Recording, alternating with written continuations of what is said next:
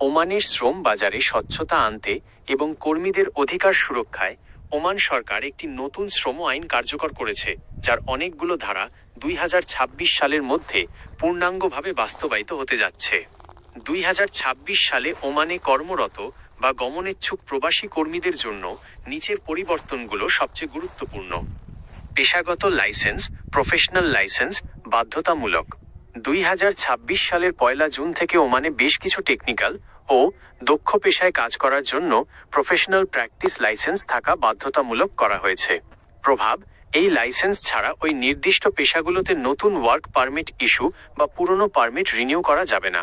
পেশাসমূহ এর মধ্যে রয়েছে heavy equipment operator, crane, forklift, excavator, electrician, welder, HSE, advisor এবং লজিস্টিক খাতের ড্রাইভাররা।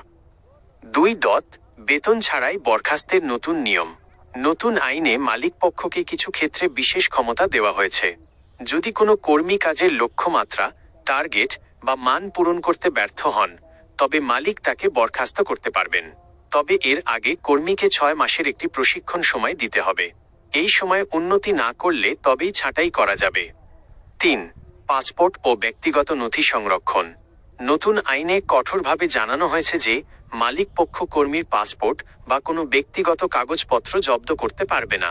এটি করলে মালিকের বিরুদ্ধে আইনগত ব্যবস্থা ও জরিমানার বিধান রাখা হয়েছে। 4. কোম্পানি পরিবর্তন ও এনওসি। চুক্তির মেয়াদ সাধারণত 2 বছর শেষ হওয়ার পর কর্মীরা এখন মালিকের অনুমতি বা এনওসি ছাড়াই অন্য কোম্পানিতে যোগ দিতে পারবেন। তবে চুক্তি শেষ হওয়ার আগে কোম্পানি পরিবর্তন করতে চাইলে আগের মালিকের সম্মতি প্রয়োজন হবে। 5. সামাজিক সুরক্ষা ও বীমা। Social protection fund. 2026 সালের মাঝামাঝি সময়ের মধ্যে প্রবাসী কর্মীদের জন্য কর্মক্ষেত্রে দুর্ঘটনাজনিত বীমা, ওয়ার্ক ইনজুরি ইন্স্যুরেন্স এবং অসুস্থতাজনিত ছুটির সুবিধা আরও শক্তিশালী করা হবে। এছাড়া প্রবাসীদের জন্য এন্ড অফ সার্ভিস গ্র্যাচুইটি বা সার্ভিস বেনিফিটের পরিবর্তে একটি নতুন সেভিংস স্কিম চালু হওয়ার সম্ভাবনা রয়েছে। 6.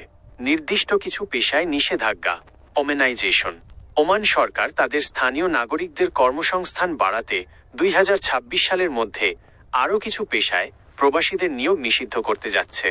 বিশেষ করে 1 জানুয়ারি 2026 থেকে computer programmer, electronic computer engineer এবং কম্পিউটার অপারেটর পদে নতুন করে প্রবাসী নিয়োগ সীমিত বা বন্ধ হতে পারে। ডেলিভারি সেক্টর, ফুড ডেলিভারি বা লজিস্টিক খাতের কিছু পদেও ওমানি নাগরিকদের অগ্রাধিকার দেওয়া হচ্ছে। 7. জরিমানা ও ফি সংশোধন। লাইসেন্স নবায়নে দেরি করলে বা কর্মীর তথ্য নিবন্ধনে দেরি করলে প্রতি কর্মীর জন্য সর্বোচ্চ 500 রিয়াল পর্যন্ত জরিমানার সিলিং নির্ধারণ করা হয়েছে। ওমানাইজেশন লক্ষ্যমাত্রা পূরণকারী কোম্পানিগুলোর জন্য ওয়ার্ক পারমিট ফি 30% কমানো হয়েছে।